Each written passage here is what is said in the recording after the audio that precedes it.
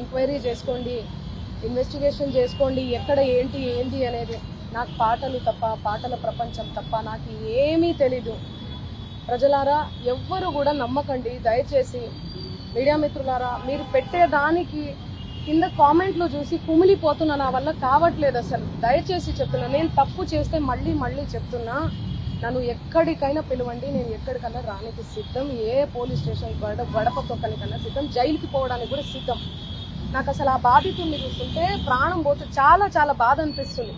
వాళ్ళు నా మీద అనిపిస్తున్నా కూడా మంగ్లీ అని చెప్పి, ఏమీ లేని మంగ్లీ అక్కడ, అసలు మంగ్లీకి సంబంధమే లేదు. వాళ్ళు చెప్తున్న బాధ అనిపిస్తుంది నాకు. ఎందుకంటే ఆ పేదరికం నుంచి నేను వచ్చాను, నాకు తెలుసు అది ఆ పెయిన్ ఎట్లుంటది అనేది. వాళ్ళ దగ్గర నుంచి వాళ్ళని ఏమనాలి అసలు నాకు అర్థం కావట్లేదు నోటితో. ఆ మధు నాయకు, ఆ హేమకాంత్ రెడ్డి, ఈ సుబ్బారావు, ఏంది అసలు ఈ గేమ్ అంతా ఏందో నాకు అసలు ఏమీ కూడా అర్థం కావట్లేదు. గత 30 రోజుల నుంచి నా ప్రోగ్రామ్స్, నాకు అన్ని కూడా రికార్డింగ్స్ అన్నీ కూడా వదులుకోవడం జరుగుతుంది.